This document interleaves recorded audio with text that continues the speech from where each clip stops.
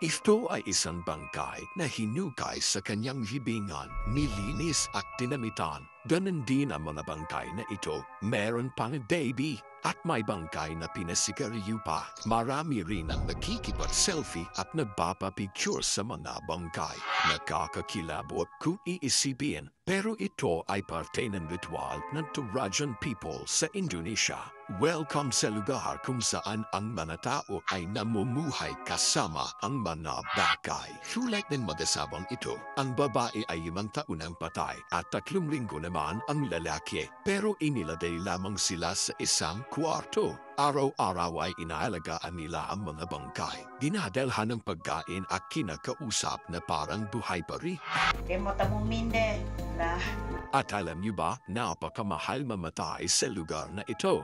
Ayon sa isang local na interview ng National Geographic, para mailibing ang isang yumao ay kailangan ng 24 water buffalo para isakripisyo. At minsan ay umaabot pa na daw sa 100 buffalo ay sinasakripisyo nila para lang sa isang tao. Maraming breed ng water buffalo sa mundo na halos magkakamukha. Ang water buffalo na ito ay tinatawag ng mga Indonesians na kerbau, which is magkatunog ito sa salitang Tagalog na kalabaw at kabaw naman sa Bisaya. Kaya for simplicity, tatawagin na lang natin itong kalabaw. Kung wala daw kalabaw ay walang mangyayaring pagliliding.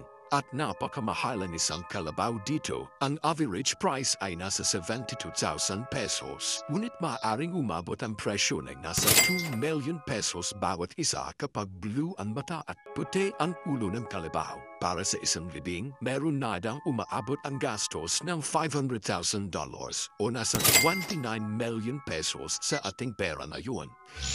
Ang mga Turajans ay naninirahan sa Tanah Toraja, Indonesia. Kapag mayroong namatay na isang Turajan, ang katawan nito ay agad nilalagyan ng formalin para hindi mabulo at kalaunan ay magmamify. Pagkatapos ay inilalagay nila ang yumao sa isang kwarto ng tinatawag nilang tungkonan, isang tradisyonal na bahay na ang bubong ay hugis bangka. Naniniwala ang mga Turajans na ang kaluluwa ng yumao ay nasa bahay pa rin at para sa kanila, sila ay nakasakit yan. Tinatawag nila ang yumao bilang tumakola o sick person. Hindi pa nila mapukonsider na patay na ang yumao hanggat hindi pa nangyayari ang funeral o pag-ilibing. Ang bangkay na nito ay 4 na taon ang patay sa panahong kinuna ng video nito noong 2022 at ang kanyang hiding ay ginanap sa sumunod pang taon. Bakit ganang katagal? Tulad na sinabi ko kanina, napakamahal mamatay dito kaya nag-iipon pa ang kanyang pamilya para siya'y mailibing. Bumangkaramihan kasi sa atin ay nag-iipon para magkaroon ng magandang buhay. Ang Turajans ay nag-iipon naman para magkaroon ng magandang hiding. Sa Turajan culture kasi, ang funeral ang pinaka-importanteng araw sa buhay ng isang tao at kailangan nating grandeng selebrasyon para daw itong fiesta.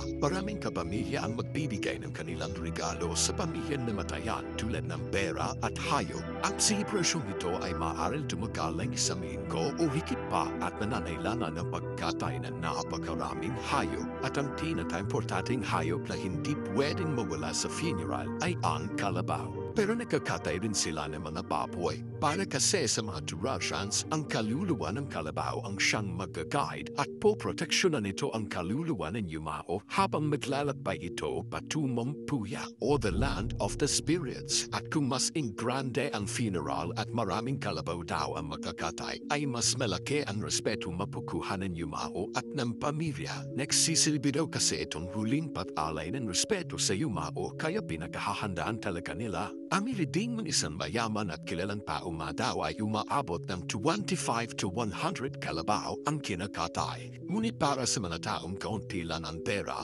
8 kalabaw ay pwede na rin daw. Pagkatapos ng funeral, ang bangkay ay hindi nila inililibing sa ilalim ng lupa, kundi inilalagay nila ito sa kuweba o sa mausoleum. Ito ay dahil magalipas ang ilang taon ay kukunin nila itong puli para gawin ang isang ritual na tinatawag na manene. Bawat isa, 2 o 3 taon, depende sa mapagkasunduan ng pamilya, ay kinukuha nila ang mga bangkay. Nililinisan, pinapatuyo sa araw, at pinapalitan ng bagong damit. Ginaganap ito tuwing August. Naniniwala ang mga Turajans na ang ritual na ito ay nakakapagbigay ng masaganang buhay. Tuwing ginaganap ito, humaabaw ang kasiyahan sa mga Turajans dahil nagsisilbi na rin itong reunion ng mga magkamag-anak. Makikilala at makikita rin ng mga bagong henerasyon ang kanilang mga ninuno na pumanaw na. Kaya naman may tawanan at pictura na nangyayari tuwing manene. Pagkatapos ng ritual ay ipapalikin din nila ang mga bangkay sa kanilang mga libingan. Kung nagustuhan niyo ang content natin, mag-comment ng yes. Maraming salamat sa panunood. This is your Kuya Ems from Barkada Playlist. Keep safe always, God bless.